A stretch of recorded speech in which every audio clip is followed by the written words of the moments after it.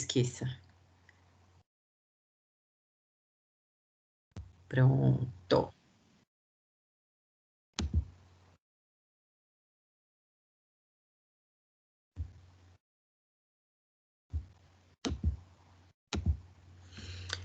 Então, a aula passada a gente terminou essa parte de diretrizes, né, do SUS e a questão do financiamento desse SUS, né? Ele precisa de uma gestão financeira para que as coisas possam acontecer, né? Sem a questão financeira, nada acontece. Né? É uma rede que precisa de profissionais trabalhando na área, precisa de equipamentos, precisa de suprimentos, né? Então, suprimentos farmacêuticos, suprimentos de todas as formas, né? Inclusive suprimentos de higiene, para que todo o sistema funcione de maneira adequada, tá? Hoje a gente passa a falar um pouquinho das redes de atenção à saúde, tá? Vocês conseguem imaginar o que são redes de atenção à saúde? O que vocês acreditam ser uma rede de atenção?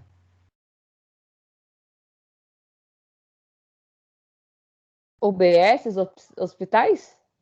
Os UBS, os hospitais fazem parte dessa rede de assistência, muito bem. O que vocês entendem na questão de rede de apoio? Quando eu falo assim para vocês, vocês têm uma rede de apoio familiar? Sim. Sim, né? Quem são? Meu pai, minha mãe, meus irmãos. Perfeito. E como eles apoiam vocês, tá? Incentivando nos estudos, dando conselho, em algumas coisas se eu estiver errada, e assim por diante. Ok, então incentiva na parte, né, de incentivar você a estudar, fazer suas coisas, aconselhar. Além disso, existe algum suporte nessa rede que você acabou de falar para mim aí? Um suporte realmente mais objetivo? Você fala assim, olha, sei lá, meu carro quebrou ou eu precisei ir em um lugar muito longe e meu pai disponibilizou ou foi até lá comigo. Sim, já aconteceu. Principalmente nas parcelas da faculdade, financeiramente. Principalmente nas parcelas, né? Que não é fácil, né, Sá? Fala Não. sério, né? É. Então, isso é uma rede de apoio, tá? Se a gente for pensar em rede, rede mesmo de trançamento, de entrelaçamento, tá? Dentro da família, nós temos o enlace familiar que dá esse suporte, tá? Na assistência à saúde, a gente também precisa ter essa rede, tá? Só para vocês entenderem que é mais ou menos a mesma questão de suporte.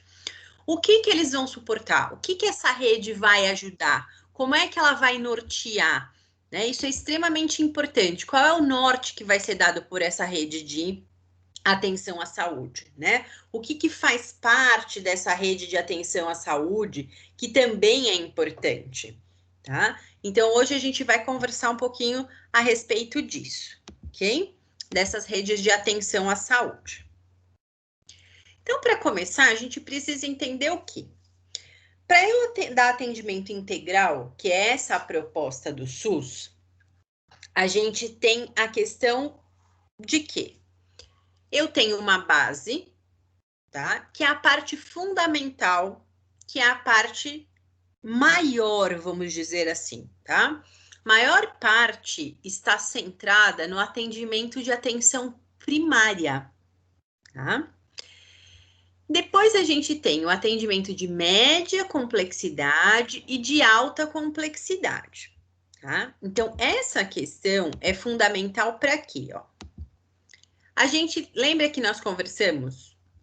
Como é que é feito? A gente pode chegar lá na UBS e falar assim, eu quero passar com o reumatologista? Não. Não, né? Existe uma regra em que a gente sempre passa, primeiro, por um clínico geral, que é chamado de médico da família ou médico de primeira instância, dependendo do local. E esse médico é quem vai fazer uma triagem, vai fazer uma primeira avaliação, ó. Então, neste momento, a gente está aqui, ó, na base da pirâmide, tá? Eu tô tendo a atenção primária à minha saúde. Vão ser feitas triagens. Caso seja necessário, a gente vai ter o encaminhamento para as especialidades, que entrariam aqui em média complexidade, tá? Chegando na especialidade, vamos supor que você foi avaliado pelo especialista e o especialista detectou que você tem uma hérnia umbilical e que você precisa fazer uma cirurgia para retirada dessa hérnia. Então, você pode ficar aqui mesmo, ó, em hospitais de média complexidade, porque geralmente uma hérnia umbilical não é um problema de grandes riscos à saúde, que precise de hospitais de alta complexidade. Então, a gente se mantém aqui, nessa parte, né, onde eu tenho complexo hospitalar de baixa e média complexidade. Suponha que, além disso, ele descobre, né, durante o exame clínico dele, que algo na sua parte cardíaca não está adequado. E aí ele te encaminha para um outro especialista, que é o cardiologista. Tá? Durante a triagem do cardiologista, ele verifica que você precisa de uma abordagem porque existe lá uma artéria entupida, vai precisar de uma angioplastia, vai precisar de algo mais minucioso. Ele pode te encaminhar para uma rede de alta complexidade. Por exemplo, o indivíduo precisa de uma cirurgia cardíaca. Ele vai ser encaminhado para alta complexidade. Qual é a ideia, tá, do SUS? Da alta complexidade, é preciso solucionar os problemas e conseguir enviar, ó, de volta para a base da pirâmide, para que ele seja acompanhado, ó, aqui. A partir do momento que eu resolvi o problema, que era de grande complexidade, ele pode voltar para a média complexidade, ser acompanhado por um especialista. Se o especialista achar, olha, o seu problema está estabilizado e não precisa ficar aqui fazendo atendimento no ambulatório de especialidade, ele pode te voltar para a UBS e você faz o acompanhamento na rede primária, de atenção primária, tá? Então, não é uma via de mão única, tá? É uma via que pode tanto você migrar para as complexidades mais elevadas, como você pode da complexidade, alta complexidade, voltar para ser atendido aqui na área de base novamente, tá? Por que isso? Por que que isso é importante? Por que que vocês acham que para o sistema de saúde é importante que a gente permaneça a maior parte do tempo aqui, ó?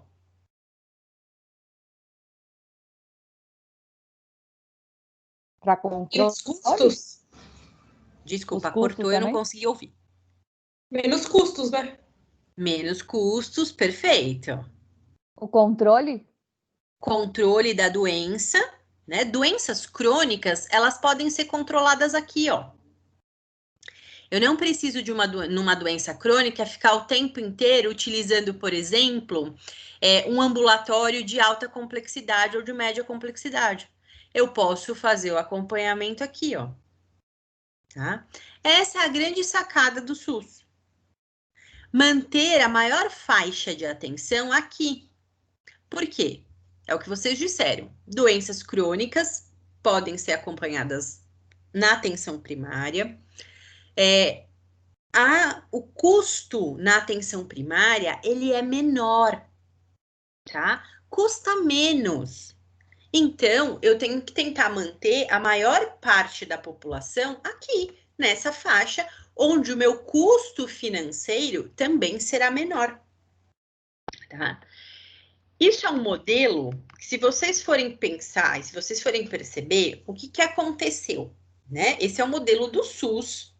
É um modelo também baseado em outros modelos externos, né? Foi baseado em outros sistemas de saúde também, foram trazendo coisas que deram certo em sistemas do exterior e migraram com as ideias para cá. E sistemas particulares, privados de saúde, eles começaram a adotar a mesma linhagem. Perceba que alguns convênios, eles trabalham com a parte de prevenção, tá? Alguns convênios, eles utilizam muito essa questão preventiva, né? Então, acompanha, por exemplo, idosos, eles pedem para que seja acompanhado por um geriatra. Por quê? Porque é um especialista só. Eu não preciso ficar migrando, passa no geriatra, passa no cardiologista, passa no endócrino, passa no reumato. Não é preciso.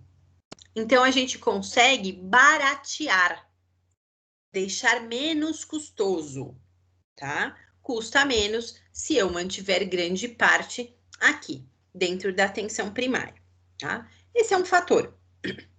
E se a gente for pensar, é um fator importante porque o investimento maior realmente deve ser feito nas ações preventivas. O que nós colocamos em algumas situações? Ó, vamos pensar, por exemplo, no indivíduo que ele já não está mais dentro da prevenção primária, ele já é diabético, por exemplo, tá? Ele vai ser atendido lá no posto de saúde pelo médico da família para controlar essa diabetes. Então, vai fazer exames, vai manter controlado, ele vai receber as medicações que são necessárias para controle glicêmico. Muitos pacientes recebem, tá? O aparelho para fazer o teste de destro, que é aquele testezinho do dedo, sabe? Que fura o dedinho, põe lá uma gotinha de sangue na fita do aparelho e esse aparelho mede a glicose, tá? Então, muitos pacientes crônicos, por exemplo, com diabetes, recebem esse aparato do SUS. O aparelho, as fitas, a agulha para fazer a perfuração do dedo, tudo isso bonitinho, recebe a insulina, recebe a medicação para manter essa diabetes aqui, ó, controlada dentro da atenção primária. Por quê? Ai, mas Ana, isso não é muito caro? Por exemplo, dar um aparelho de glicemia para cada paciente? O que vocês acham que é mais caro? Eles investirem nesse tipo de aparelho, que vai fazer com que o paciente controle a glicemia dele, ou eles investirem em prótese, depois que o paciente for amputado? O aparelho. No aparelho, né? Por quê? Porque se precisar, por exemplo, esse paciente não controla essa diabetes, ele não toma as medicações, ele não faz o controle glicêmico, ele desenvolve uma neuropatia periférica. Ele começa a perder a sensibilidade lá nos pés, e aí ele faz uma ferida no calcânio. Por quê? Porque como ele não tem sensibilidade, ele bate o pé ao andar, tá? Faz uma perfuração ali no calcânio, uma ferida, que tem difícil cicatrização, que é bastante complicada. E aí, ele acaba evoluindo para uma osteomielite, uma infecção daquela região, uma osteomielite, e é preciso fazer uma amputação. Primeiro custo mais elevado, a própria cirurgia. Envolve uma cirurgia vascular, né? Eu preciso ter um vascular para fazer a religação, eu preciso ter todo um aparato de hospital, eu vou gastar com anestesistas, eu vou gastar com N coisas, e depois ainda ele vai precisar de um período de hospitalização, vai ficar um período hospitalizado para se recuperar da cirurgia. No pós-cirúrgico, ele vai precisar de reabilitação, então vai ter que ser enviado para uma clínica de fisioterapia do SUS, né? Para um ambulatório de reabilitação. Então, vai ter um custo com a reabilitação desse paciente. Se for um paciente que tenha a opção de protetizar, que é um paciente que ainda é possível protetizar, ele vai ter o gasto com a prótese mais a reabilitação, porque a prótese não é entregar a prótese para o paciente e falar, anda aí. Porque não é assim que funciona. Quando a gente coloca, né, um paciente para fazer protetização, ele precisa passar por toda uma reabilitação novamente. Portanto, o custo disso acaba se tornando bastante elevado, tá? Então, não vale a pena. Vale a pena investir muito na prevenção, tá? evitar que essas complicações aconteçam, para que esse paciente possa ser controlado aqui, ó. Onde o meu custo, embora ele seja grande, porque nós temos uma população muito grande, né? Isso é um fato. Embora ele tenha um alto custo, ele ainda é um custo menor do que quando eu tenho que lidar com as complicações da doença, tá? Então, financeiramente é vantajoso, tá? Por isso, vocês vão ver que, assim, o SUS tem muitos programas voltados para controle de diabetes, para o controle da hipertensão, que também é uma doença que acaba trazendo grandes complicações se ela não for controlada. Tá? Então, o paciente pode sofrer um infarto, é um paciente que tem uma propensão a ter um AVC, tá? Então, é muito melhor que eu invista na prevenção. Tá? Embora eu gaste bastante, mas eu estou atendendo um volume de pessoas muito grande, por isso o gasto é alto. Quando eu falo de tratamento de alta complexidade, o gasto pode ser alto para eu atender uma minoria de pessoas. Eu posso ter o mesmo gasto aqui, ó, na alta complexidade, para atender 50 pessoas que eu gastaria aqui para atender 1000. Tá? Então, o custo é muito pior, é muito mais elevado. Tá? Fora isso, toda vez que a gente impõe um paciente, por exemplo, a uma cirurgia, a uma hospitalização, eu imponho a esse paciente maiores riscos à saúde. Tá?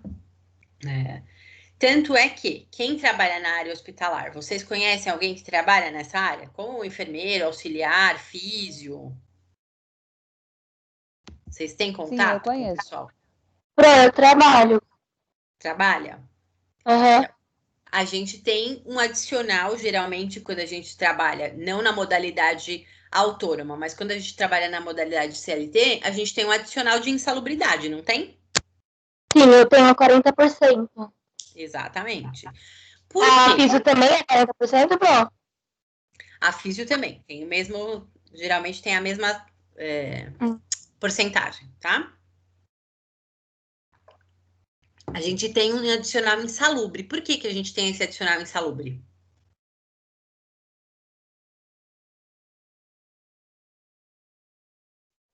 Por conta dos riscos, Pro? Exatamente. Porque toda vez que a gente trabalha dentro dessa área, principalmente dentro de hospitais, a gente corre mais riscos.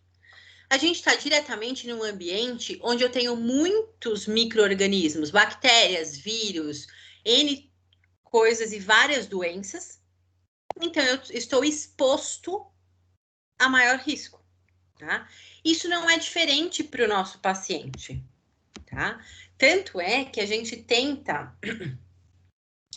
o máximo a deshospitalização. O mais rápido possível, esse paciente sair do hospital, tá? Para que ele não se arrisque a pegar uma infecção, a ser comprometido por uma outra doença viral, por exemplo, pegar um vírus, uma bactéria dentro do hospital, para não permanecer lá dentro por tanto tempo e ficar doente, tá? Então, a ideia é sempre evitar isso, né? Fazer o tratamento sempre aqui na base, tá? Existem problemas? Sim, existem problemas, que a gente brinca, né? Que tem até uma piadinha assim. Mas se você não tem nada, por que você tá na fila do SUS? Porque até eu ser atendido, provavelmente eu vou ficar doente, né? É lógico que a gente tem uma demanda muito grande, tá?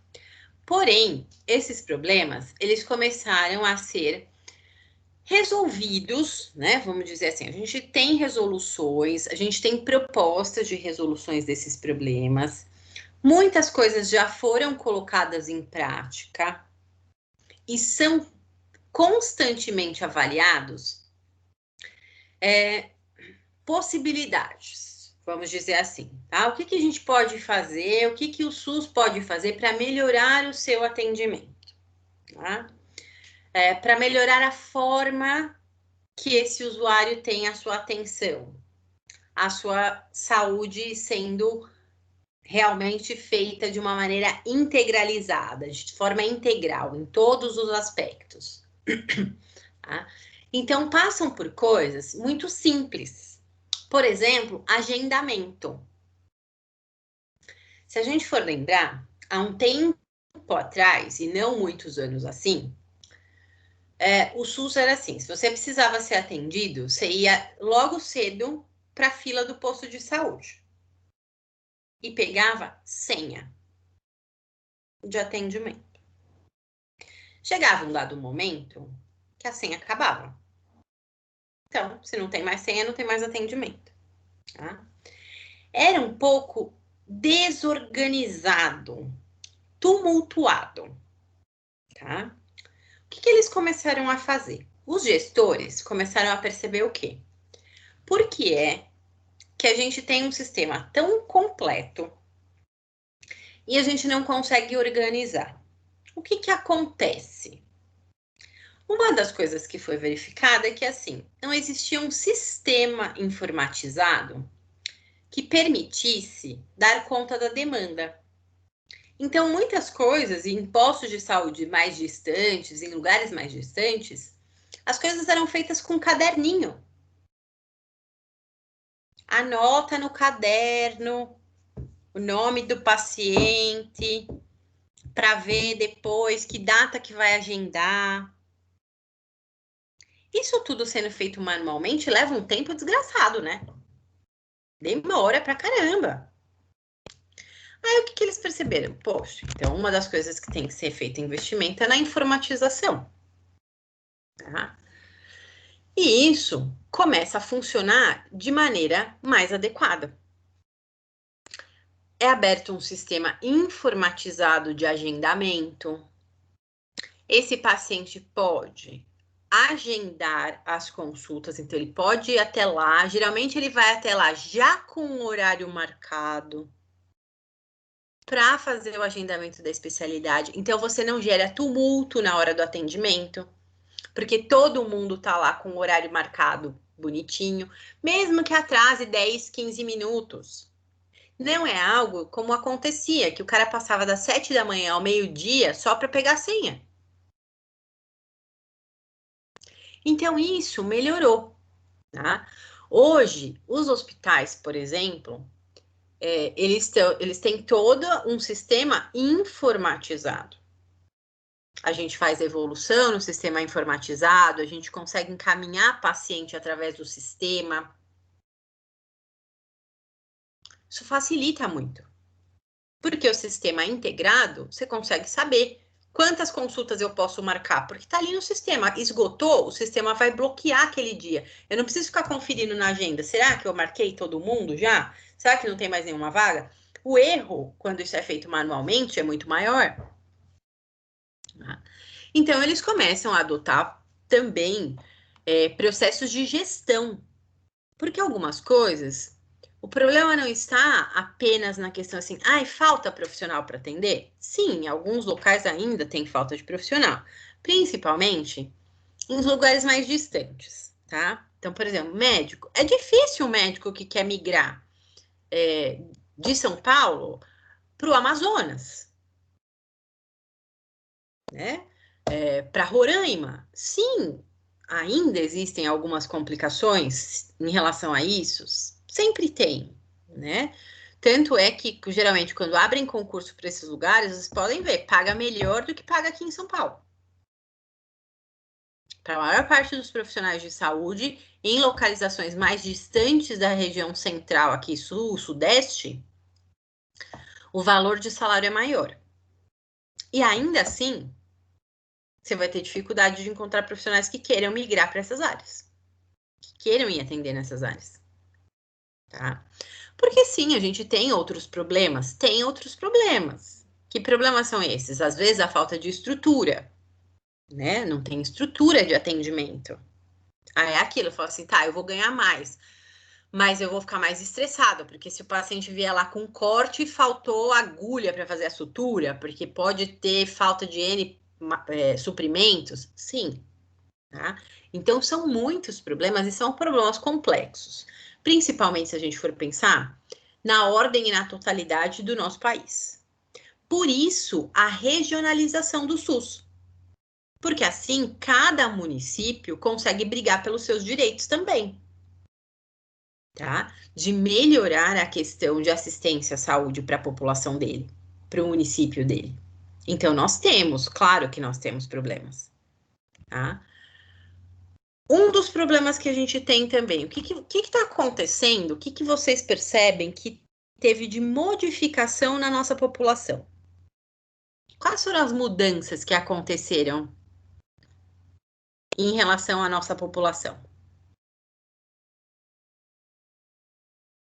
Tá tendo mais idosos. Perfeito, tô tendo mais idosos. Eu tive uma alteração demográfica muito importante. Tá? As pessoas estão, por conta de todos os avanços da área da saúde, nós vivemos mais.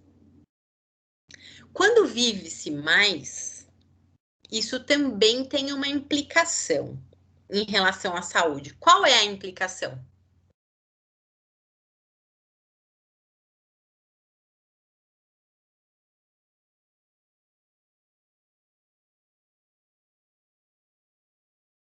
O que a velhice impacta na nossa saúde? Parece mais doenças. Perfeito. Aparecem mais doenças, geralmente doenças crônicas, né? Assim, hipertensão é uma doença que está muito ligada ao envelhecimento. Diabetes tipo 2, muitas pessoas desenvolvem depois de certa idade, né? As artroses, os processos de artrose, as doenças cardíacas crônicas, isso tudo aumenta com o passar da idade, né? A tendência é aumentar. Então, nós tivemos um aumento de população associado a um aumento de doenças crônicas. Então, qual precisou ser a estratégia do SUS? Aqui na atenção primária, além de fazer a parte de prevenção, eles precisaram começar a lidar com as doenças crônicas. Tá? Foi preciso voltar um pouquinho a atenção para dizer assim, opa, nossa população está envelhecendo, as coisas estão modificando, as doenças crônicas são em maior número, porque a idade aumentou. Então, aqui na atenção primária, que inicialmente pensava-se que, vamos fazer então aqui dessa base apenas prevenção. Não deu para ficar apenas na prevenção. Então, a atenção primária, ela lida hoje em dia com duas vertentes.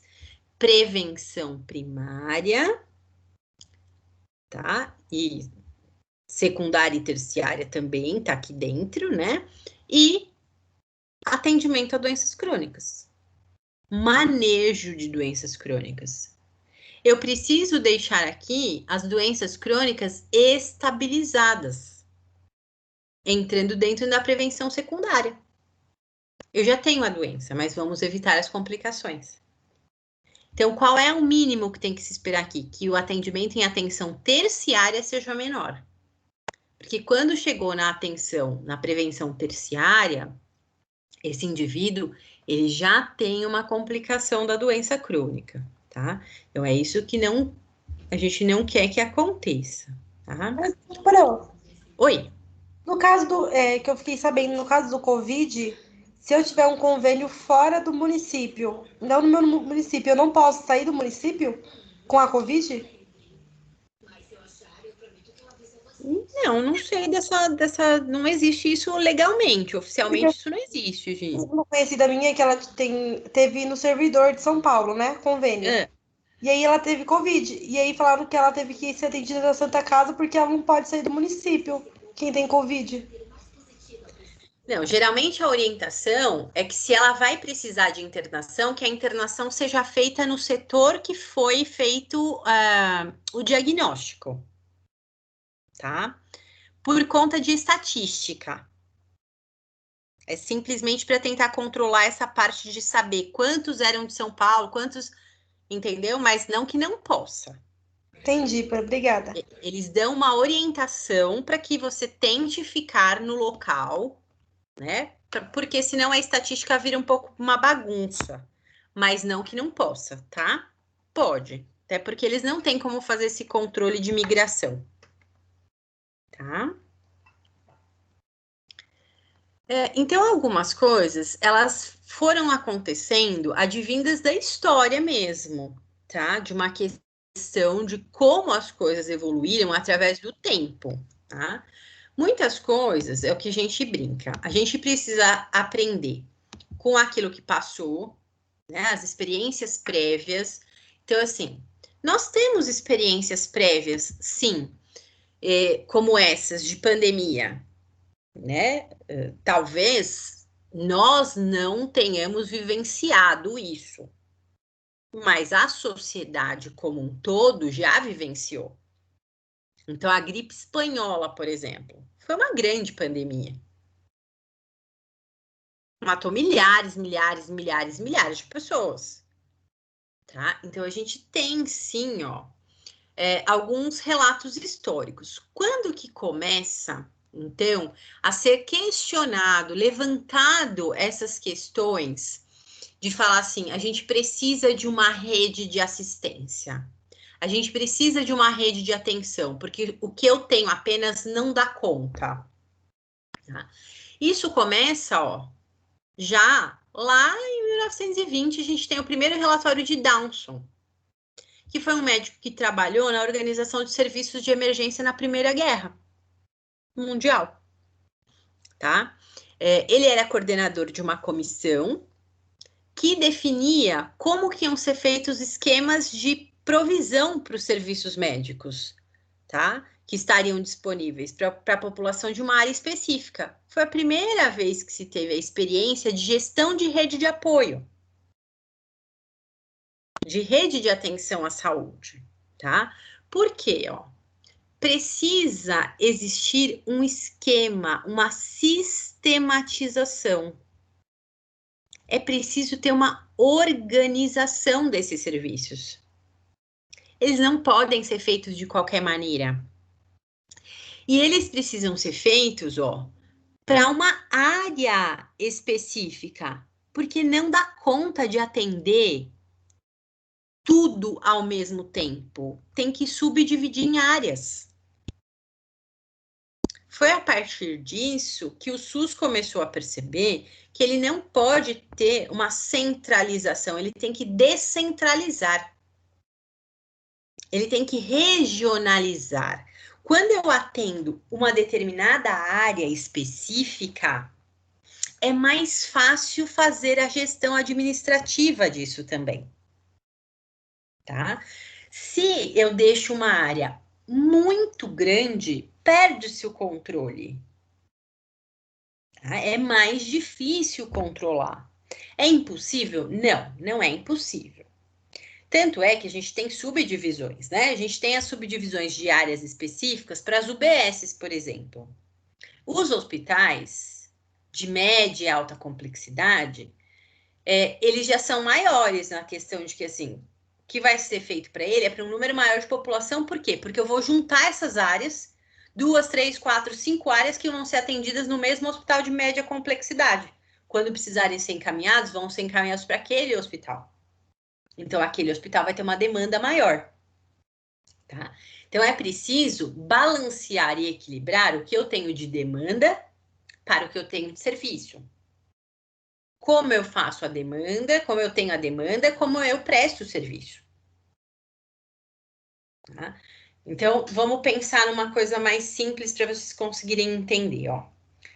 Suponha que a gente tem lá, vocês se formaram e abriram uma clínica de fisioterapia. Tá? Na clínica de fisioterapia de vocês atendem várias áreas da fisioterapia. Então, vocês têm um ambulatório que tem a ortopedia, vocês têm um ambulatório que faz a parte de cardiorrespiratório, vocês têm nesse mesmo ambulatório uma área que atende dermatofuncional, as drenagens linfáticas e toda essa questão. O que vocês precisam ver para gerenciar a clínica de vocês? Primeiro, qual é a minha maior demanda? Qual é o maior número de pacientes que eu recebo? É na ortopedia? É na cardio-resp? É na dermatofuncional? Por quê? A partir daí, você vai ter que fazer um investimento maior na área que você tem mais demanda. Se você tem mais pacientes para a área de ortopedia, você vai ter que ter mais profissionais na área de ortopedia para atender mais gente.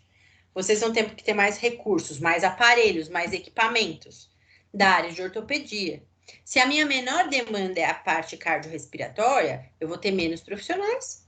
Eu não preciso investir em tanto equipamento.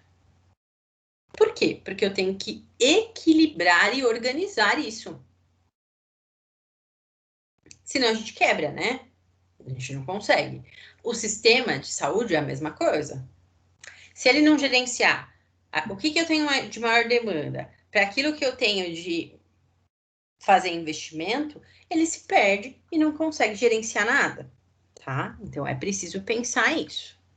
Então, nesse relatório, é a primeira vez que o Dawson diz assim, olha, nós precisamos de uma rede de atenção. A gente precisa organizar uma rede de atenção à saúde. Ó, a saúde só pode ser assegurada através de uma combinação de esforços que vai além do atendimento pura e simplesmente do médico, do enfermeiro e do fisioterapeuta. Ele tem que ser um atendimento maior. Tem que ter um esforço gestor também. Tem que ter um esforço da área administrativa. Sem a área administrativa, a área técnica não flui. Porque a área técnica precisa do equilíbrio de suprimentos. Tá? Então, a gente precisa entender isso, tá? Foi quando ele fez justamente um fluxograma, dizendo assim, ó, nessas ele mapeou, né? Essas áreas aqui, eu preciso de maior atenção de centros de saúde de atenção primária. Ó, numa área estratégica, eu tenho um centro de serviço suplementar, de especialidades, ó. Então, esse centro de especialidade, ele vai atender esta e esta área básica. Tá? Então, a gente começa a ver uma subdivisão aí que facilita a formação de rede, que a gente chama. Tá? Eu preciso ter o quê, ó? E eu preciso ter um lugar que ensine essas pessoas a trabalhar. Que ensine o que fazer. Então, geralmente, a gente tem em pontos estratégicos hospitais e escola. Olha aqui, onde as áreas são mais afastadas e são mais difíceis, a proposta é fazer o quê? Ó? Serviços domiciliares. Prestar atendimentos, ó, em domicílio. Tá? E este aqui seria o centro de atenção secundária, ó. As altas complexidades. Eu não preciso de muitos, aí eu preciso de um. Esse aqui atende todo mundo. E aí eu formei uma rede de atendimento. Porque eu tenho, ó, onde eu tenho mais área de apoio? Na saúde primária. Tá? Depois eu tenho algumas áreas estratégicas de apoio suplementar. Na área de alta complexidade, a gente precisa de menos, ó. Ele consegue conseguir atender a demanda de todo mundo que está aqui nessa mesma rede. Tá? Então, esse foi o princípio. Foi a partir daí que começaram a desenvolver, claro que desenvolveram-se outras questões, né? Não é só isso. E a gente tem uma questão aqui, isso foi desenvolvido no exterior. A gente precisa adaptar, né, para uma população muitas vezes maior do que nós temos. Em uma cidade, a gente tem, às vezes, uma população maior do que num país da Europa, por exemplo. Portugal é menor que São Paulo, que o estado de São Paulo. É um país, é tão difícil montar uma rede de atendimento à saúde, talvez lá em Portugal? né? Porque você tem uma área muito pequena, menor. Então, eles vão ter outros problemas. Então, quando a gente pega, ó, esse tipo de modelo do exterior, nós precisamos adaptar para a nossa realidade. Nossa realidade de um país grande em área territorial. Nós temos um território vasto, amplo. Nós temos um número de população grande, tá? Então, eu preciso, quando eu vou buscar um modelo no exterior, e não está errado a gente buscar por coisas que já deram certo lá fora. Porém, eu não posso esquecer de fazer a adaptação para aquilo que é minha necessidade interna. Tá? Eu não posso usar o modelo exatamente igual, porque não vai dar certo.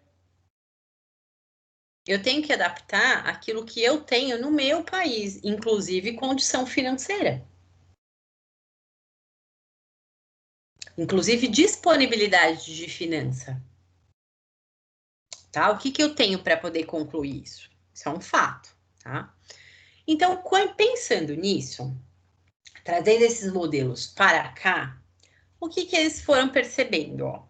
Primeira questão, a gente tinha que lidar com a transição demográfica, tá?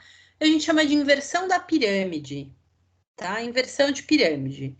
Eu vou ter muito mais, ó. Antes a gente tinha muito mais, ó, crianças, ó, faixas etárias menores. E o número de população idosa, ó, era nem 5%. Em 2010, a gente já tinha quase 11%. Hoje, isso é ainda maior. Tá? Então, é o processo que nós chamamos de inversão da pirâmide. Ó. Eu vou ter muito mais gente aqui, nessas faixas etárias mais elevadas, e vou ter uma redução aqui, ó. Porque a taxa de natalidade começa a cair, né?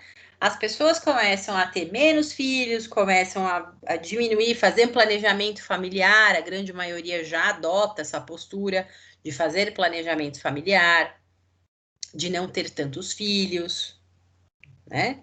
Então, assim, se for pegar, ó, não precisa ir muito longe, da geração da minha avó para mim,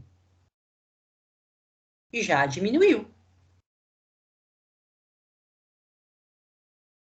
Né? Minha avó teve 4 filhos e eu já cheguei na metade.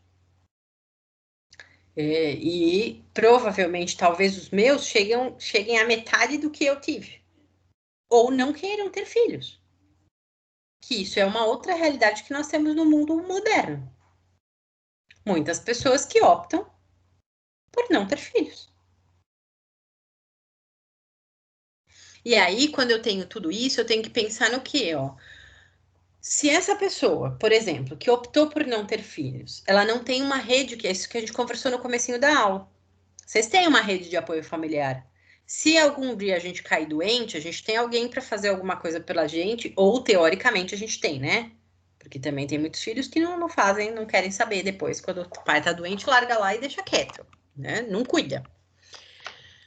Mas se eu não tenho filho nenhum, o sistema vai ter que absorver isso de alguma forma. Então, eu tenho que pensar também nisso. Eu preciso, e o sistema de saúde precisa manter idosos ativos, independentes, funcionais, para que também não tenha um custo elevado no cuidado com esse idoso. Porque como é que a gente vai ajudar? Né? Existe uma inversão muito grande de coisas. Essa transição, ela acaba trazendo o quê? Ó? Aumentam as doenças, né, infecciosas e a violência urbana, mas olha o que aumenta muito mais. A doença crônica. A engrenagem da doença crônica, ela acaba aumentando muito mais. Porque essa aqui e essa, de certa maneira, elas sempre existiram. Em maior ou menor grau. Essa aqui é que ninguém estava tão habituado assim. Por quê? Porque se as doenças crônicas aconteciam só para os mais velhos e tinham poucos idosos, eu não precisava me preocupar com isso em determinada época no nosso país. Porque quando assim, lá, você pegar lá, historicamente, família real, os caras morriam com 30 anos, 32, 34. Já morriam. Então, morriam jovens.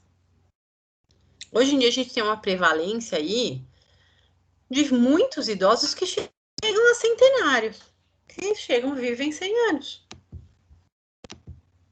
Com 100 anos, não dá para não chegar sem nenhuma doença crônica, né, gente? A gente começa a ter as doenças crônicas aos 50, aos 40. Com 100 não dá para chegar sem nenhuma doença crônica. Ela fala assim, não teve nenhuma catarata, né?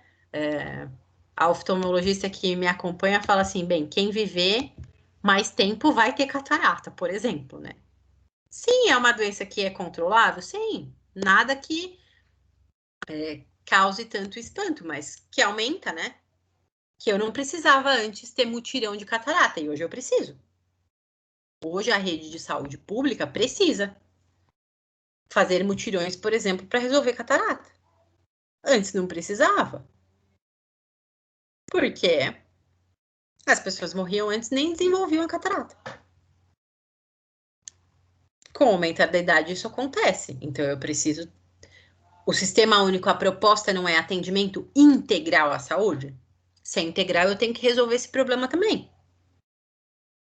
Então percebam que o tempo todo, ó, o sistema tem que estar pensando, né, em como ele vai lidar com novas situações. Como é que ele pensa isso? Pesquisas. Então, o SUS, dentro da atenção primária, ele precisa investir também em pesquisas. Pesquisas diretas relacionadas à saúde, pesquisas relacionadas à gestão e administração. Porque é isso que vai diferenciar como eu vou fazer daí para frente. Qual é a melhor estratégia? Qual a melhor forma de lidar com tudo isso? Tá? Então, é extremamente necessário. Tá? Então, o que nós tínhamos aqui, né? Que eram condições crônicas muito menores, e a gente tinha uma maior condição aguda de doença, essa balança começa a modificar, tá? A gente tem ainda as questões, óbvio, né? A gente ainda tem as questões que são ligadas à área infantil, materno-infantil, tá? Saúde da mulher, as doenças propriamente crônicas, aquelas doenças mais agudas, tá? Ó, diabetes. E ainda a gente tem as doenças relacionadas à parte psiquiátrica, psicológica, que não podem ser negligenciadas, que é algo que está deixando o Sistema Único de Saúde em alerta. A quantidade, né, o aumento que aconteceu, por exemplo, de doenças como síndrome do pânico, como a depressão, como as síndromes de ansiedade, os transtornos obsessivos compulsivos, né? Transtornos como anorexia, bulimia. Isso não pode deixar de ser tratado. Tá? O alcoolismo.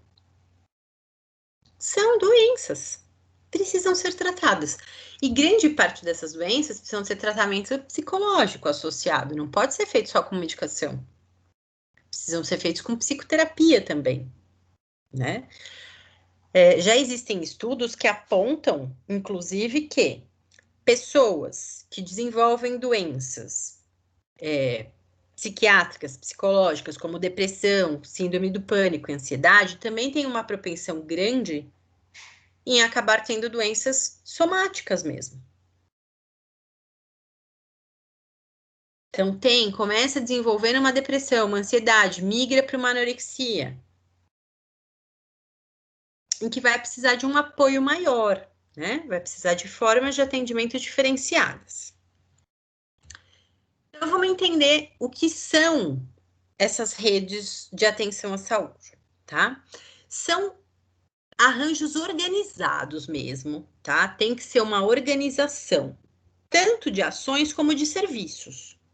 A gente não pode pensar apenas no serviço fisicamente, não é só ter a sala do posto de saúde, mas ações que têm que ser tomadas, tá? Que vão englobar desde questões tecnológicas, tá? Até a questão técnica, logística e de gestão. É o que a gente está conversando no começo da aula. Por que era difícil? Se eu não tenho um investimento em sistema de tecnologia, eu não consigo ter uma boa gestão de algumas coisas. Não adianta ter tecnologia, ter maquinário, ter computador, ter sistema de informática, ter máquina de raio-x, ter máquina de tomografia, se eu não tenho corpo técnico. Sim, se eu tenho uma máquina de tomografia, eu tenho que ter um técnico. Eu tenho que ter um técnico de raio-x, eu tenho que ter um técnico em tomografia, eu tenho que ter um médico que vai laudar isso. Eu tenho que ter o corpo técnico ligado a isso. Uma coisa não funciona sem a outra, por isso é uma rede de atenção. Porque um fator isoladamente não dá conta de suprir a demanda. Eu preciso de todos os fatores integrados, funcionando bem, para aí sim garantir uma assistência integral à saúde. Se eu não tenho uma integração, se esses setores não se falam, é a mesma coisa que a gente dizer assim, ó, você vive lá na sua casa, você, seu pai, sua mãe, seu irmão. Vocês vivem 4 pessoas, por exemplo, tá? Suponha que cada uma dessas pessoas fique lá, seu pai e sua mãe ficam num quarto, seu irmão fica em outro, você fica em outro. E vocês não têm intercomunicação. Vocês não se comunicam. Não dá para fazer rede de apoio, por exemplo, se você não tem comunicação. Não funciona. Por quê? Porque daí o seu pai e sua mãe vão no mercado e eles compram pão. Você vai no mercado e compra pão também, seu irmão compra pão também. Daí quando vocês chegam em casa tem um monte de pão e não tem leite. Porque ninguém integrou as informações, né? Ninguém integrou os sistemas. Então eu não sei que o seu irmão, que meu irmão comprou pão, eu não sei que minha mãe comprou pão, eu não sei que meu pai comprou, eu compro também. E aí todo mundo faz a mesma coisa e faltou o leite, faltou o café. Sendo que se vocês tivessem uma boa comunicação, né, uma rede de sistema integrado, um teria comprado pão, outro teria comprado leite, outro teria comprado café. Não faltava nada. Entenderam como funciona? Se eu não tiver uma integração dos sistemas, não adianta eu ter um bom corpo técnico. Porque assim, eu tenho um médico excelente, eu tenho 50 cardiologistas que foram contratados. Mas não foi comunicado para a rede básica de saúde. A rede básica de saúde faz o quê? Continua andando para aquele único médico que existia 5 anos atrás. Aí não tem agenda, porque só ele está atendendo. E os outros 50 estão lá parados. Por quê? Porque não houve comunicação. Ninguém falou assim, ó, contratamos 50, comecem a mandar para cá. Por isso que começou a fazer o quê? Integrar tudo através de sistema informatizado. Se eu informatizo, é mais fácil, né? A gente verificar. Mais fácil eu conseguir fazer essa intercomunicação. E aí a assistência integral fica muito mais fácil. Mas um ponto sozinho não resolve. Todos eles precisam estar integrados para funcionar, tá?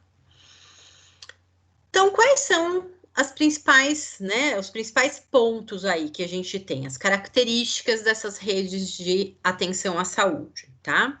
Primeiro, que eu tenho uma poliarquia, tá? Então, várias pessoas trabalhando para formar relações horizontais entre os pontos de atenção, tá? Tendo a atenção primária à saúde como centro de comunicação. Então, é a minha base. A base sempre vai ser quem fornece as informações, quem precisa receber as informações, quem precisa redirecionar os pacientes, quem precisa distribuir isso, é a rede de atenção primária à saúde. É a base da pirâmide. É ela que vai fazer a distribuição, é ela que vai receber os treinamentos, é ela que precisa ter a maior integração dos sistemas de informática para conseguir saber aonde está o especialista X que eu preciso mandar esse paciente que vem aqui no meu posto de saúde. Para que eu tenha isso, ó, gente, de maneira funcional, é preciso existir treinamento. Equipe sem treinamento não resolve problema. Porque é aquilo, eu chego aqui para vocês e falo assim, gente, ó, eu comprei esse computador aqui de última geração. Vocês podem fazer tudo com ele. E aí vocês abrem o computador e falam assim, aonde liga? Qual é o botão de ligar? Porque mudou tudo, eu não sei nem onde liga. Então não adianta, é isso que eu falo. A gente, muitas vezes, o grande problema está na questão de treinamento ativo da equipe. Não adianta, gente. Eu sempre brinco com vocês. Não adianta pegar lá e falar assim, ó, tá aqui. Vocês têm essa Ferrari aqui. Dirige. Provavelmente, eu não sei, tá, gente? Isso é uma divagação, porque de verdade eu só vejo isso no filme. Eu nunca vi uma Ferrari pessoalmente, assim, a não ser passando às vezes na rua que você acha alguém que... Mas nunca cheguei perto de uma. Provavelmente eu não saberia nem ligar, porque deve ser acionado no botão, né? Sei lá, não deve ter chave que nem o meu carro. Que dá a partida. Não tenho ideia. Então, se alguém trouxesse e falasse assim, dirige, eu provavelmente ia ficar olhando pra cara dela e falar assim, onde abre a porta desse negócio aí? Onde é que liga? Como faz? Então, um dos grandes problemas que a gente tem, não só no sistema de saúde pública, mas também existem esses problemas no sistema de saúde privada, é isso. Eu tenho uma equipe brilhante, eu tenho um ótimo fisioterapeuta, um excelente médico intensivista, eu tenho uma enfermeira maravilhosa. Eu nunca treinei esses caras juntos. Quando aconteceu uma emergência, ninguém sabe fazer nada. Ninguém faz nada, porque roda que nem barata tonta, não fez treinamento, não adianta, não funciona. Então, é preciso ter uma forma de treinar essas pessoas, né? É preciso... eu trouxe um sistema informatizado novo. Precisa treinar as pessoas para elas saberem usar. É uma das coisas, senão a comunicação se perde, tá? Responsabilização por atenção contínua e integral. A rede de atenção primária, ela é responsável. Chegou o paciente aqui, ele tem hipertensão, eu tenho que acompanhar esse paciente continuamente e de maneira integral. Então, eu tenho que ter para ele o remédio, eu tenho que ter para ele de tempos em tempos a consulta com o cardiologista, eu tenho que ter para ele os exames periódicos. Eu preciso fazer isso aqui, ó, de maneira contínua e integralizada. Senão, não funciona. Senão é aquela coisa assim, esse é morador daqui, assim, de uma região, tem que conhecer quem são os usuários. Quem que passa aqui em atendimento? Quem que faz acompanhamento aqui? Precisa entender.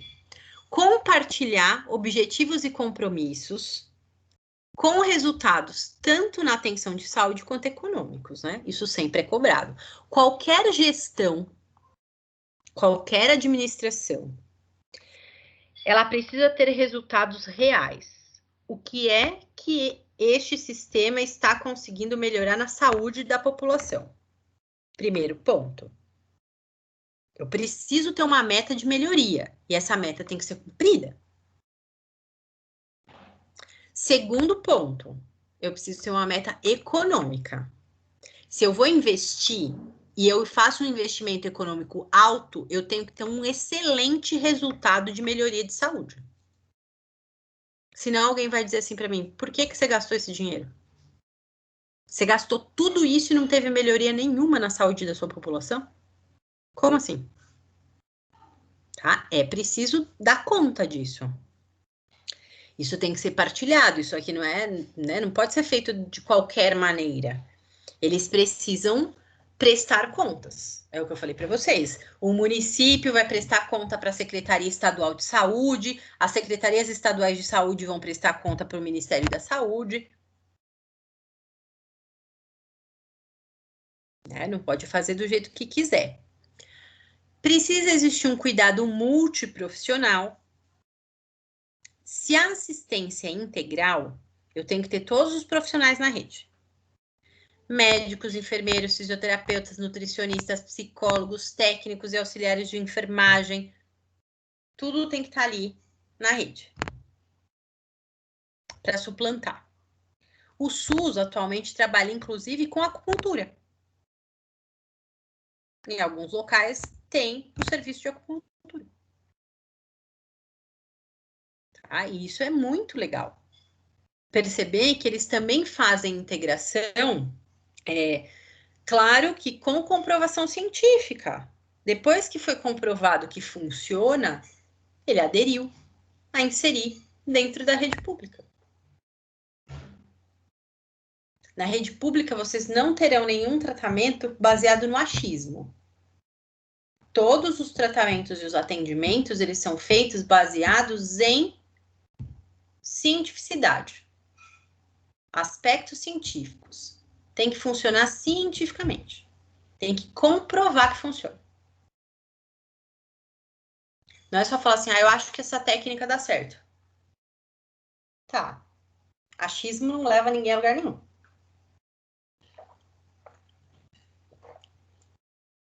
Eu tenho que ter comprovação, tá? Centralidade nas necessidades de saúde da população. Então, o foco sempre vai ser a saúde da população. Esse é o foco central. O que a rede de atenção à saúde tem que se preocupar é justamente com isso aqui, ó. É o meu objeto de trabalho principal, a saúde da população. É baseado nisso, é centrado nisso que eu tomo todas as minhas ações.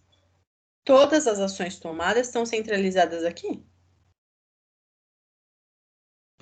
Tá? Sem exceção. Então, ó, elas precisam ser integradas. Tá? Então, redes complementares são integradas aqui. Elas são ser organizadas de maneira eficiente. Não adianta eu fazer de qualquer maneira. Tem que estar voltada para a saúde da população, tem que ser construída com planejamento e um financiamento onde é financiado pelas 3 esferas de governo, como nós conversamos lá quando a gente falou de financiamento do SUS. Município, Estado, governo federal. Todos eles têm que organizar o planejamento e o financiamento dessas ações. Isso é que vai sustentar as redes de atenção à saúde. Se eu não tiver isso, não se sustenta, gente. Porque precisa de dinheiro e de planejamento para sustentar. Precisa ter um porquê de existir. Se não existe nada que eu possa fazer, não tem fundamento, né? Eu criar uma rede de assistência que não tem o que fazer. Que não tem objeto de trabalho. Tá? Então, precisa ter. Quais são os elementos que estão envolvidos na organização dessas redes de atenção à saúde? A população e as regiões de saúde, que tem que ser divididas, né? Que é o que a gente falou. Divide isso aqui em fatias para atender melhor cada pouco. Se eu for atender tudo isso de uma vez, pode ser que não dê certo. Mas se eu fracionar isso em regiões, dá certo. Tá? Eu preciso ter uma estrutura de operação. Como é que esses componentes operacionais vão funcionar? Então, assim, às vezes a gente acha, gente, que é assim, ó. O médico tem que ser bem qualificado. A enfermeira tem que ser bem qualificada, o fisioterapeuta, o nutricionista precisam ser bem qualificados. E o recepcionista? É a porta de entrada. Sim, ele também é um componente que precisa operacionalizar a estrutura, ele precisa ser bem treinado e ele precisa saber o que ele está fazendo ali. Então, a maioria das vezes acontece isso, né? Oi? É uma bagunça na recepção. Exatamente. A maioria das vezes eles não sabem nem o que está acontecendo. Eu fui uma vez aqui num posto de saúde perto de casa, que era para ver uma questão de vacina. Que eles exigiram lá no hospital que eu tomasse uma outra dose de vacina, porque entrou lá no calendário, no novo calendário oficial do SUS. Eu tenho as vacinas todas em dias, porque a gente trabalha em hospital, a gente tem que ter, né? Mas tem uma que agora eles colocaram mais uma dose. E eu não tinha essa dose suplementar. Eu fui para me informar, né? Mudou o calendário, eu tenho que tomar essa vacina, o hospital em que eu trabalho está exigindo. A moça ficou olhando para minha cara e falou assim, mas... Ah, você precisa ver então com a enfermeira a sua carteirinha. Eu falei, tá, mas a minha carteirinha tá aqui, né? Eu falei, eu trouxe a carteirinha de vacinação de adulto. Eu falei, tá aqui, foi baseada nessa carteirinha que a agente da medicina do trabalho, onde eu estou, diz que vocês têm uma nova agenda, um novo calendário de vacina. E os profissionais de saúde precisam tomar essa dose complementar. Ela levantou, ela foi até lá o setor onde fica a técnica de enfermagem que aplica a vacina. Aí a técnica não sabia. Aí foram procurar a enfermeira. Aí a enfermeira falou assim: ai, não sei, ai, precisa ver. Aí eles foram caçar o documento, onde estava. Então, assim, mudou o calendário de vacina, pelo menos o enfermeiro que é responsável pelo setor de vacina já tem que receber isso imediatamente. Tá, se a recepcionista não sabe, a hora que ela vai perguntar no setor da vacina, o cara tem que saber. Percebe como os componentes operacionais aqui muitas vezes não funcionam? Se o cara que está ali na porta de entrada não sabe, ele precisa ter essas informações. Eu não sei como é que funciona o sistema de posto de saúde, porque eu nunca trabalhei diretamente em posto de saúde, né? Em hospital, eu sei que a gente entra lá no sistema e fala assim: tem tantos pacientes na unidade coronariana, tem tantos na UTI e tal, tem tantos na UTI e tal. Eu tenho um censo de quantos pacientes, eu tenho um censo de todas as prescrições de fisioterapia. Eu consigo puxar isso tudo no sistema. Se a gente consegue fazer isso dentro do hospital do SUS, eu acredito que dentro do posto de saúde, da UBS, ela também deveria digitar lá no sistema dela, calendário de vacinação. Tuf, e abrir um documento.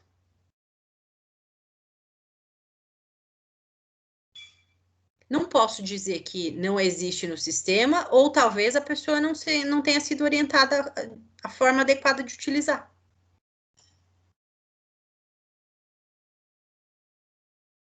E aí, o que acontece, gente? Como é que a gente se sente quando você vai fazer uma pergunta e ninguém sabe te responder? Você fica seguro? Quando alguém te responde, você acredita? Não. Pois é. Não. Não, a gente fica inseguro. Esse é um dos grandes problemas que a gente tem na rede do sistema público de saúde. As pessoas, os usuários, ficam inseguros.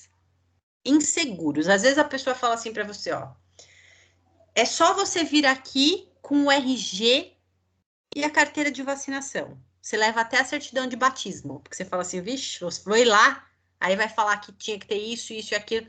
Não é assim que a gente faz geralmente em serviços públicos?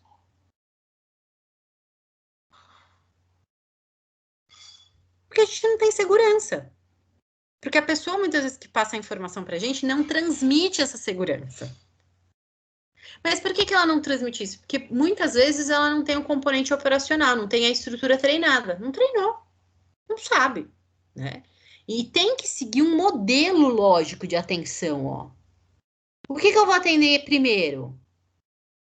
Né? A urgência, a emergência, o que é muito urgente, o que é pouco urgente. Por último, é aquilo que é eletivo, que não é urgente. Tem que ter uma lógica para o sistema funcionar. Porque senão a gente inverte isso aqui, ó. Inverte-se.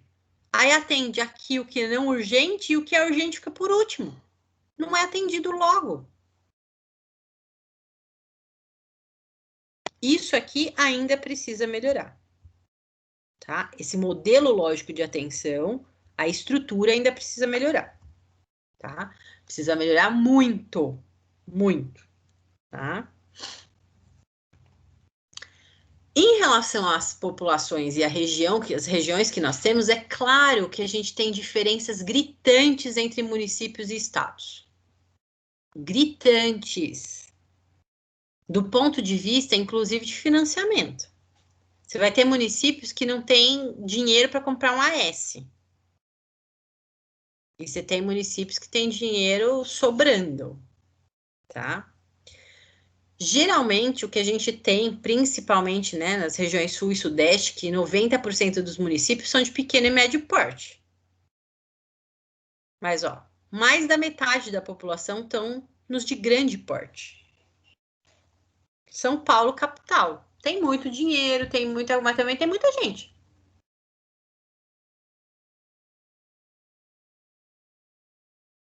Tá? Então, as regiões de saúde, elas são delimitadas por espaço geográfico mesmo. Essa região vão fazer parte dessa UBS aqui, essa vai fazer parte dessa, e tem que ir dividindo por regiões para fazer essa divisão de maneira otimizada, né? Essa divisão de conta de atender a população de uma maneira geral. Porque se você pega regiões muito grandes para um único polo de assistência, não vai dar conta. A demanda vai ser maior do que a potência que eu tenho de espaço físico, inclusive. Tá? Então, qual é a função da atenção primária à saúde? Dar um atendimento integral. É ela que vai fazer o primeiro contato com o paciente através da equipe básica de atenção primária, tá? Vai fazer toda a parte de coordenação, de encaminhamento, ó. Orientação familiar, orientação de toda a comunidade. Então, a atenção básica, ela precisa ser resolutiva, ela precisa resolver os problemas. Precisa saber as coisas, porque é ela quem faz a comunicação, ela é a base da comunicação, tá? E ela precisa ser responsável por isso. Ela não pode se eximir de responsabilidade, tá? Não pode dizer assim, eu não informei? Mas não, é porque eu não sabia, né? O você não saber pode causar um impacto na assistência da saúde do outro muito importante. Ele perdeu, por exemplo, a possibilidade de uma cirurgia porque você não deu uma informação correta. Tem que ter responsabilização dessa equipe. Essa equipe tem que ser responsável pelo que ela faz. Aí tá um dos problemas que nós temos. Fazer com que essa roda gire bonitinha e que as pessoas responsáveis, por exemplo, por aquela setorização, por aquela comunicação, sejam responsabilizadas pelas suas atitudes. Porque é o que eu falo, quantas vezes a gente vai e volta num setor público de assistência à saúde porque você foi informado de maneira incorreta das coisas. Quando eu precisei da vacina de alto custo para o meu filho, eu não fui e voltei 1 milhão de vezes porque a médica que fez e preencheu os formulários, ela conhecia. E ela já sabia tudo o que precisava. Porque quando eu fui a primeira vez para pegar os formulários num setor onde me orientaram, ninguém soube me orientar como é que eu tinha que fazer. Ela falou assim, só vai lá, Ana, e traz para mim que eu preencho para você. Mas se a médica não soubesse também? Eles têm que saber orientar os médicos a fazer a parte burocrática. E às vezes eles não sabem. Às vezes é aquela coisa assim, você preencheu em 2 vias, tinha que ser em 3. Por que é que não tem lá um protocolo de tudo que você vai precisar? Preencher tal documento em 3 vias. Trazer atestado de antecedentes criminais. Tem que ter um protocolo. Para que todos sejam orientados de maneira adequada e corretamente. Aí fala assim para o médico, tem que falar para o médico dar um relatório. Aí o médico dá o relatório. Aí eles falam assim, ele não pôs o CID. Aí volta. Aí o médico põe o CID. Ah, mas ele não pôs a justificativa. Por que é que ele não fala assim, ó? O médico tem que dar um relatório que contenha CID, justificativa, babá, babá, exame objetivo, tal, para justificar o processo.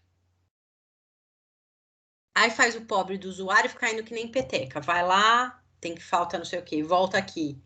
Aí o médico preenche, aí volta lá, aí falta não sei o que, aí o médico preenche de novo. Até alguns médicos falam assim, eu não vou preencher mais. E tem uns que ficam estressadinhos, mas não pode, se ele faz parte da rede de saúde, ele tem que preencher.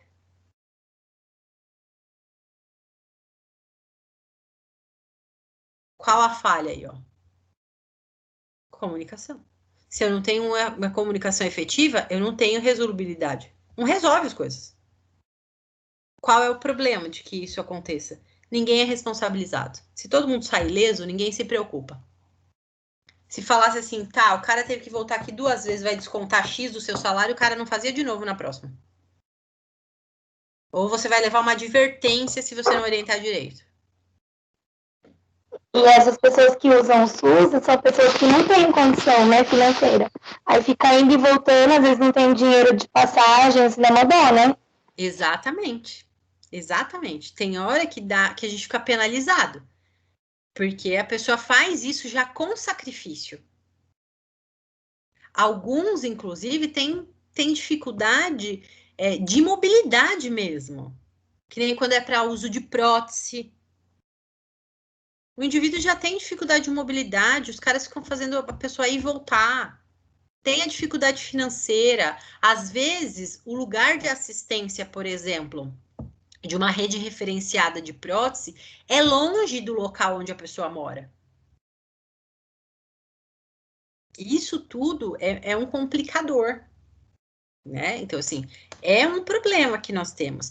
Mas o problema maior que eu vejo em tudo isso é a questão de não responsabilizar. Porque assim, ó, vamos pensar, se eu trabalho numa rede particular de assistência à saúde e eu dou uma informação errada para o cliente, eu vou fazer isso uma vez, na segunda vez, alguém vai me chamar atenção. Eu vou ser advertida. Na terceira vez, provavelmente vão me fazer assinar uma advertência escrita.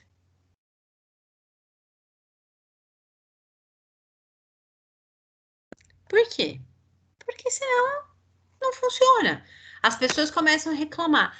E aí, os gestores começam a tomar atitudes. Isso quando a gente está falando da rede privada, né? Na rede pública, isso não deveria ser diferente. E aí, uma coisa que eu fico brava. Fico muito brava mesmo. Me irrita profundamente. É ouvir de algumas pessoas que trabalham na rede pública de saúde, assim, eu não ganho para isso. O que eu ganho é muito pouco. Quando vocês se formarem fisioterapeutas, se vocês tiverem interesse em prestar concurso público, se existe uma coisa que é transparente, é edital de concurso.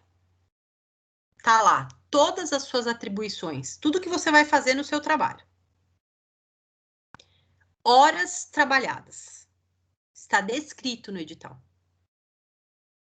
Está descrito no edital o valor do seu salário.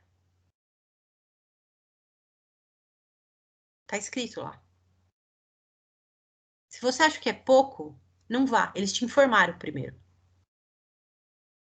Quanto a isso, a gente não é enganado. Quando a gente presta concurso público, a gente sabe exatamente todas as atribuições que nós vamos ter. A gente sabe jornada de trabalho e a gente sabe salário. Se eu concordei com o contrato, eu não tenho o direito de jogar para o usuário assim, problema seu, eu ganho pouco para fazer isso para você. Não, é um problema seu. Porque você quis prestar o concurso, você sabia que era pouco salário. Ninguém te enganou. Ninguém falou que ia ser mais que isso. Você foi porque você quis.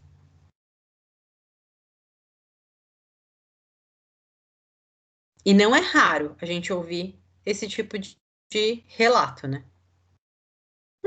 Porque eu ganho, faço até demais.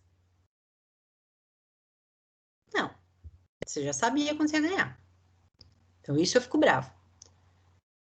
Isso eu acho que é em todos os lugares, tá? No setor privado também, se você não tá satisfeito, pede a conta, vai procurar outro.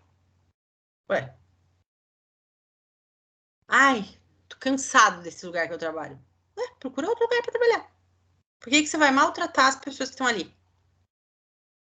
O que faz passar na sua cabeça que você tem esse direito? São coisas que não dá para... Atenção secundária ou de média complexidade, tá? Então, a gente passa para um outro setor, porque como assistência integral, né? A gente precisa também ter uma assistência secundária. Os especialistas vão fazer interconsultas e vão dar esse suporte para a atenção primária. Que é isso que a gente conversou. Né? A atenção primária manda para o especialista dá a opinião dele, se ele achar necessário, ele passa para a atenção de alta complexidade, senão ele resolve aqui e devolve para cá. Tá? Então, geralmente, a combinação de sistema de logística, eles têm o cartão de identificação, a gente não tem o cartão do SUS, prontuário eletrônico, tá? Que garante a integração.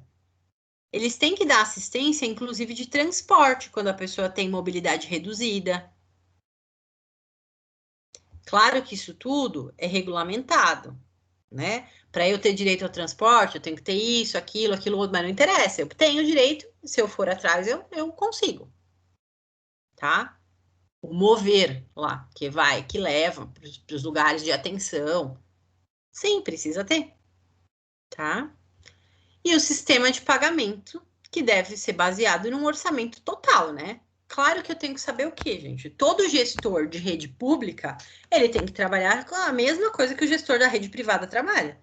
Olha, meu querido, você tem 100 mil reais de orçamento. Tu tem que se virar nos 30 para se manter ali dentro do orçamento. É justo? Não necessariamente a gente pode dizer que é justo, né? A gente não pode ter uma questão assim de, ai, isso é justo, isso não é justo. Mas a questão é, a gente sabe, eu tenho X para trabalhar. Eu não posso ultrapassar disso, e se eu for ultrapassar disso, eu tenho que ter uma justificativa, eu tenho que fazer um relatório, eu tenho que buscar recursos em outros lugares. Senão o serviço deixa de funcionar, né? E aí a gente chega na atenção de alta complexidade, tá? Que são alocados de acordo com as necessidades dessas duas regiões aqui, porque aí a alta complexidade ela vai atender tanto a atenção primária quanto a secundária, né? Geralmente o que está acontecendo só está passando de uma para outra, ó. Tá? Em geral, o setor de alta complexidade resolve as situações agudas, né? Que geralmente é aquilo, é um paciente cardíaco que descompensou, teve uma insuficiência cardíaca, tem que ir lá para o Dante para fazer a compensação, tem que ir para um hospital de ponta, tem que fazer com especialista X, Y, ele vai para atenção terciária. Normalizou, de acordo com as diretrizes clínicas, ele vai voltando para atenção de média complexidade e de novo para primária, tá? Então a ideia é que aqui tenha menos pessoas, né? Passando por aqui pela atenção terciária. E a atenção terciária deve resolver o problema para voltar para a atenção secundária e para a primária. É essa a ideia, que a pessoa não fique aqui por um tempo tão prolongado assim. tá? Que ela possa migrar de volta e ficar na base da pirâmide. Se é uma condição crônica, só vai precisar de assistência complexa quando for uma fase aguda da doença. Descompensar, né? Que a gente fala assim, ele descompensou da parte cardíaca. Descompensou, pode ser que ele precise mesmo da hospitalização em alta complexidade. Mas, revertendo o quadro, conseguindo estabilizar esse doente, volta ele aqui para atenção primária. Tá? Então, geralmente é assim que funciona, tá? Apoios logísticos, tá? Que vão acontecer desde, a gente tem tudo aqui em sistema. Sistema de informação em saúde, teleassistência, assistência farmacêutica, sistema de apoio diagnóstico, transporte, tá? Tudo isso é regulado. Tem que ter registro eletrônico em prontuários de atenção primário, terciário e secundário, tá? Todo esse sistema logístico, ele deve obedecer uma ordem, tá? Para conseguir atender todos os níveis de atenção. Portanto, esses sistemas aqui, eles têm que se conversar. Entre eles, tem que saber o que está acontecendo. Para manter um custo-benefício adequado. Se eu não mantenho esse custo-benefício, gente, não tem como suplementar um sistema de apoio, tá? Não dá, isso aqui desmonta. Tem que ter um custo-benefício importante ali, tem que ter algo que consiga fazer essa articulação entre os sistemas para que isso não seja descompensado. Senão a gente desequilibra demais, tá? Esse arranjo de sistemas. Ok? Como que isso é governado? Através de gestão intergestores, que eles chamam. Os gestores têm que se conversar, né? O gestor que lida aqui, na atenção primária, ele precisa conversar com o gestor da atenção secundária, que precisa conversar com o gestor da atenção terciária. Eles precisam ter uma conexão entre eles. Para saber como é que está acontecendo. Aqui eu tenho a assistência principal, que é da saúde da população. E aqui eu tenho as várias redes, urgências, setores de urgência e emergência, programas como o Hiperdia, que trabalham a questão da hipertensão e diabetes. Vários programas são feitos para que ele fique aqui, na atenção primária.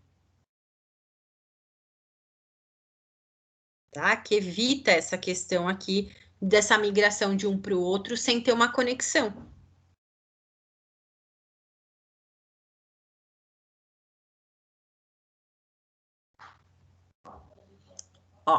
Então a gente tem aqui, uma região menor, que geralmente está alocado um município, que ele vai dar conta de fazer o quê? O município é responsável por fazer assistência em domicílio, por fazer o programa de saúde da família e arcar com a gestão das UBSs, além de fazer todo o serviço de urgência e emergência em relação ao SAMU, tá?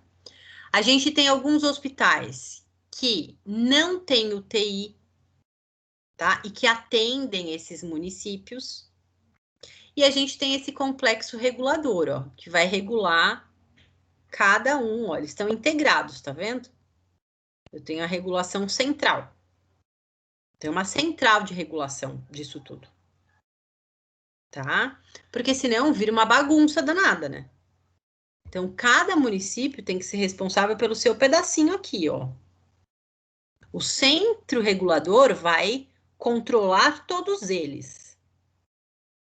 Mas cada um tem que ter a sua responsabilidade.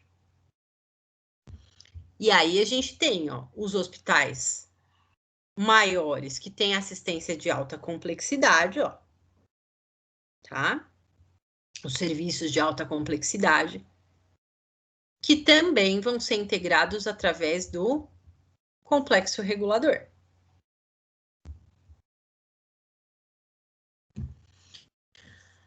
Sistema de cores, vocês já viram isso em vários lugares, não viram? Hospital, posto de saúde, locais que a gente vai não tem esse... Alguns têm um banner, outros colocam uma placa lá na parede, tá? Isso aqui, tá, é uma forma, chama-se Sistema Manchester de Classificação de Risco. Por quê? Porque precisa ser determinado um tempo certo para atender essas pessoas, para que elas não corram risco, tá? A atenção tem que ser feita no lugar certo. Vai ser feito num hospital, numa UPA, numa UBS, onde que esse atendimento vai ser feito, tá? Cada lugar tem um fator de risco. Então, aqui, ó, emergência, ganha pulseirinha vermelha, ou alguns lugares colam uma bolinha, né? Vermelha na roupa. Não pode esperar para ser atendido. Tem que ser atendido imediatamente. Tá? Laranja. No máximo, esperar 10 minutos. Amarelo. É urgente. No máximo, 1 hora. Tá? Isso aqui é uma padronização internacional, tá? Não é só daqui, não. Pouco urgente é verde. Pode ter um tempo de espera maior, de até 2 horas. Tá? E aqui, o não urgente é azul, que pode ter um tempo de espera de até 4 horas. Tá? Então, isso é uma padronização que se tem para saber justamente o que? Ó, a logística. Quanto tempo cada um pode esperar? Para eu saber, chegaram 100 pacientes.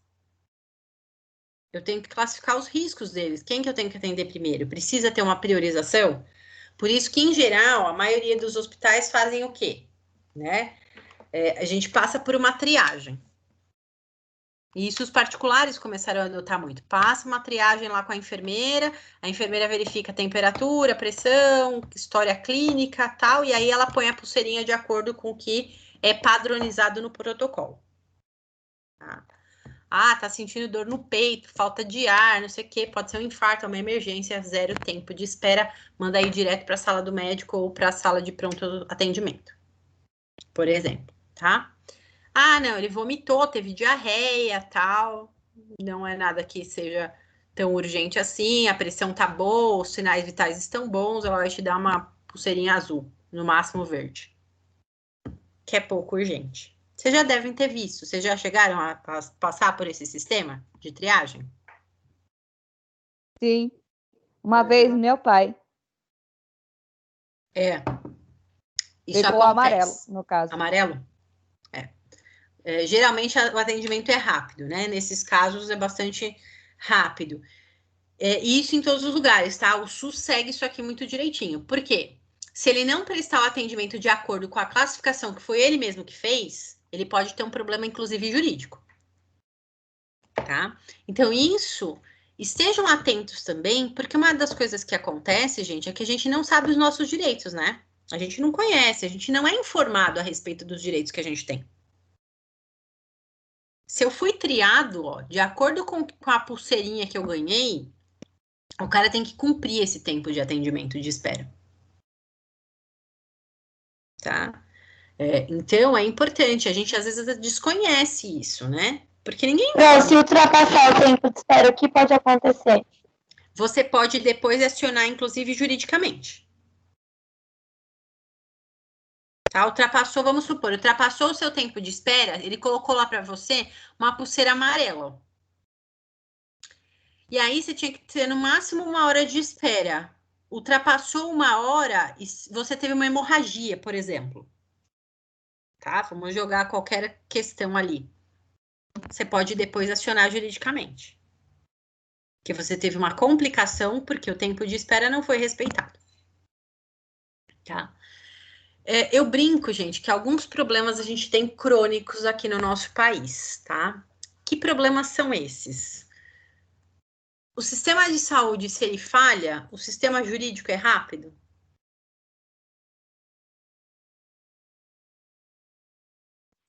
Não. Não. Tá? A intervenção judicial, ela é muitas vezes demorada, tá? Quando são coisas mais urgentes, até o pessoal consegue na justiça alguns ganhos mais rapidamente, tá? Mas eles se aproveitam muito da situação porque sabe que tem, principalmente a gente fala assim, o sistema público de saúde ele é um pouco mais esperto nesse sentido, né? Ele acaba tentando evitar esse tipo de problemas.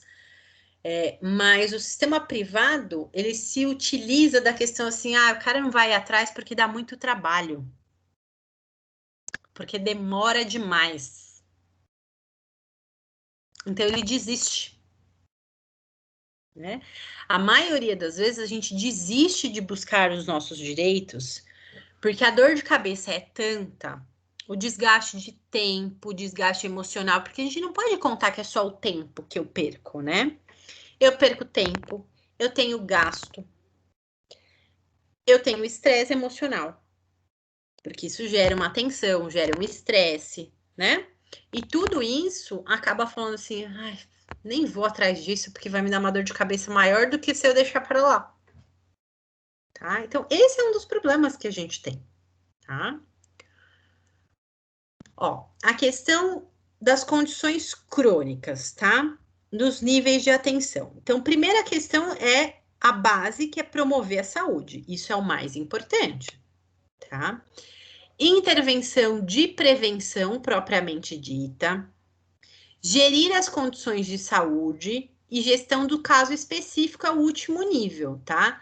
Que são condições, ó, crônicas muito complexas. Então, vocês vão ver que aqui poucas pessoas estarão, tá?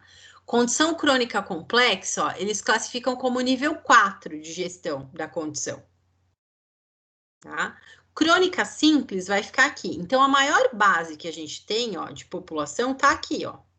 Nível 1, 2 e 3 de assistência, tá? No nível 2... Oi? Deixa eu te perguntar uma coisa. Quando a pessoa tem um infarto ou alguma coisa do tipo, e ele fica numa sala no hospital, não é obrigado a ficar com uma máquina observando o coração dele 24 horas por dia para ver se o coração para ou não? Tem uma manutenção? Não necessariamente precisa a obrigatoriedade de monitorar, tá? Precisa ter um médico ali próximo para fazer assistência clínica. Ah, tá, porque esses dias, alguns dias atrás, meu marido ficou internado aqui na Kennedy, sabe ali, o PS? Sei. E ali fica mais ou menos umas 10 pessoas na mesma sala, né? Isso. E no mesmo dia faleceu 3 pessoas. E assim, do nada, ninguém viu. E por quê? Por falta de máquina, né? Porque, tipo, de batimentos cardíacos, eu acho, porque se você tiver algum aparelho, dá para saber quando o coração para, certo? Sim, mas também é assim, ó, se eles não têm o monitor não é obrigatório, mas eles têm que ter a equipe para fazer essa checagem o tempo inteiro. Mas e se tem a equipe e eles não fazem essa checagem? Então, aí é que tá o problema. O erro consiste é um aí. erro. É um erro. A equipe tem que estar, porque a equipe tem que estar atenta para fazer isso. Não necessariamente eu tenho que ter um monitor cardíaco, tá? Mas eu tenho que ter, por exemplo, não pode deixar esse setor sozinho. Tem que estar sempre um técnico ou um enfermeiro circulando. Não tinha mais de 5 pessoas e Então, mas eles não podem só circular e não checar, né? Eu tenho que olhar para os pacientes. A senhora faleceu lá com todo mundo dentro e, tipo, o filho foi visitar e chegou lá, a mãe estava morta. Então, isso é um problema de cuidado de equipe, tá? Não pode. Por quê, ó? A gente teve um problema assim uma vez, parecido, né? Nessa ordem, um paciente hospitalizado, tá? O filho acompanhava essa senhora o tempo todo. E assim, todo mundo, não é nada, não sabe o que é, não conseguiu fazer o diagnóstico ainda, fez tal exame e não detectou, fez tal exame e não detectou. e não sei o quê, e ninguém dava uma resposta para essa família do que essa senhora tinha, tá?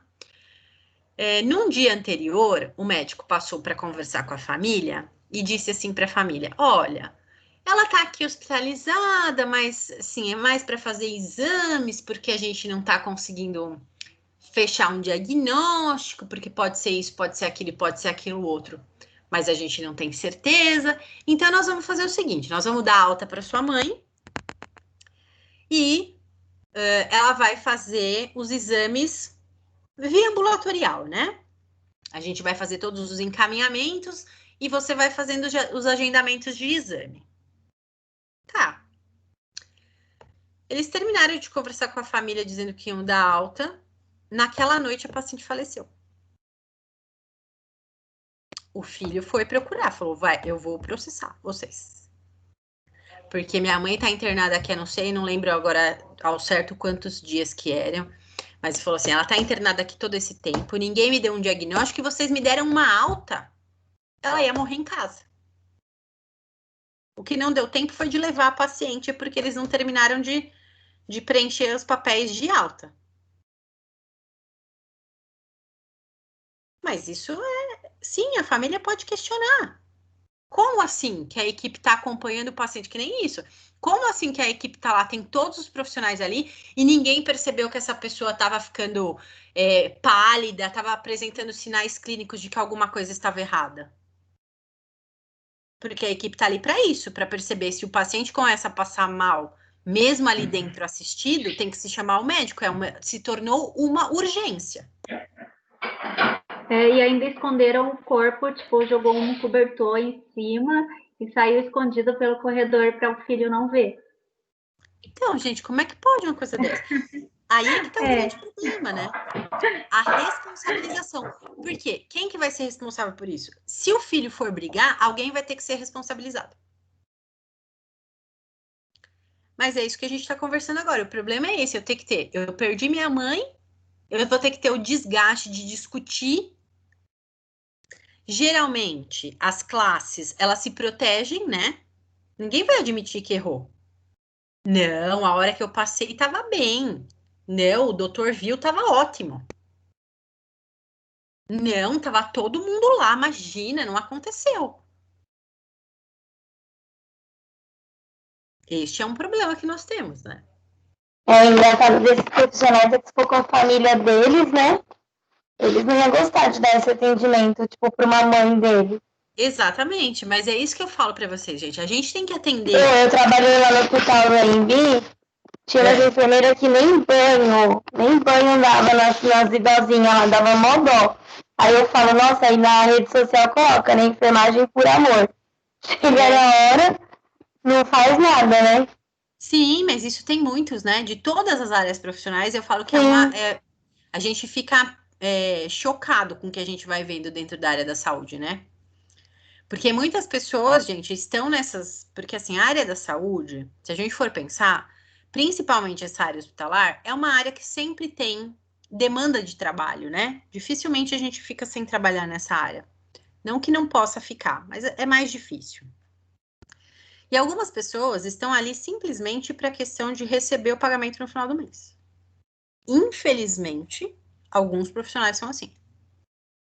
A gente vai ver aberrações de médicos, de enfermeiros, de fisioterapeutas, de todas as ordens. De todas as ordens. Eu trabalhei num local público certa vez, que é assim, tinha toda a assistência de médicos, físios, né, nutricionista, fono. Gente, tinha uma pessoa que trabalhava no setor de fono, eles eram vários profissionais. Tinha uma pessoa específica. Sabe como ela avaliava a paciente? Da porta do quarto. Aí ela ia lá e falava pro médico assim, tem que passar a sonda. Ele não consegue engolir. Ela não chegou nem perto do paciente. Como é que ela sabe se ele engole ou se não engole? Ela não chegou na beira do leito para olhar para o paciente. Tem vários. Tem fisioterapeutas também que fazem assim, eu brinco que assim, É verdade que você se formou fisioterapeuta? Porque também é aquilo, ai, físio por amor, eu amo. Põe na rede social, ai, o dia do fisioterapeuta, se exalta. E assim, passa para atender o paciente, nem tira a coberta de cima do paciente para ver como tá, para fazer uma inspeção. Ausculta e aspira. Eu falo assim, gente, desculpa, para mim isso não é fisioterapia, é aspiroterapia. Eu não estudei tanto tempo na minha vida para ser aspirador. A ideia, quando eu fiz a minha faculdade, foi que eu ia ajudar as pessoas. Mas tem gente que faz isso. E acha que tá abafando ainda, sabe? Acha que, nossa, fez o melhor serviço do universo. Você fala assim, é sério que eu tô vendo isso? É frustrante. Vocês vão se frustrar em muitas coisas nessa área. Infelizmente. Tá? Ó, modelo lógico de atenção, tá? Então, a gente tem que fazer o atendimento das condições agudas, tá? E das condições crônicas. Precisa ter uma agenda pautada no quê? No que a população precisa mais. É mais crônico? É mais condição aguda? Eu tenho que ter para os dois. Essa agenda tem que ser discutida com a comunidade, que é o que a gente falou. O SUS tem, por princípio, o direito à informação. Então, a comunidade tem que saber, tá? Qualquer ordem de chegada, ela não deve ser o principal critério para atender o caso. Não é a ordem de chegada que determina, é a gravidade, é aquilo que a gente mostrou aqui, ó. Quem é mais grave vai ser atendido primeiro. Não importa, você fala assim, ah, mas eu cheguei, professora, faz 1 hora que eu tô no posto de saúde. Mas se chegar o cara infartando, ele tem que ser atendido primeiro que você. Se você tá lá porque você tá com dor de garganta, por exemplo, você tem direito ao atendimento? Tem, mas você não é prioridade.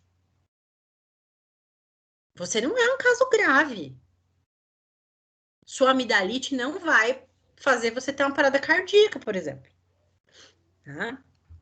Isso não quer dizer que eu não tenho que acolher todo mundo que chega para ser atendido, tá? Não tenho que me limitar apenas no atendimento de demanda que vem sozinha para identificar o risco ou para definir urgência. Eu tenho que acolher todo mundo.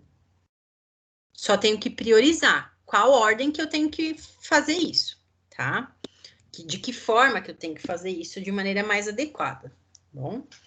Para que essa rede de apoio fique ainda melhor, eu preciso ter uma melhor ainda de resultado em relação à melhoria de saúde nas condições crônicas, tá? Precisa diminuir essa questão de referência apenas aos especialistas e aos hospitais. Precisa deixar essas regiões de apoio de primeira instância, de atenção primária, melhor estruturadas para que elas já deem um bom atendimento antes de chegar na especialidade. Tá? Para aumentar com isso a assistência primária. Porque a assistência primária ela vai produzir um efeito melhor com menor custo. Os serviços de especialidade dos hospitais, eles têm um custo muito maior, tá? E quando eu dou uma atenção primária de qualidade, a satisfação dos usuários é muito melhor. É muito maior, tá? A gente consegue isso com muito mais benefício. É gritante. Eu vou passar para vocês um documentário que foi feito pelos conselhos de secretarias de saúde mesmo, tá? E aí vocês vão ver os depoimentos dos usuários, para vocês verem que interessante que acontece.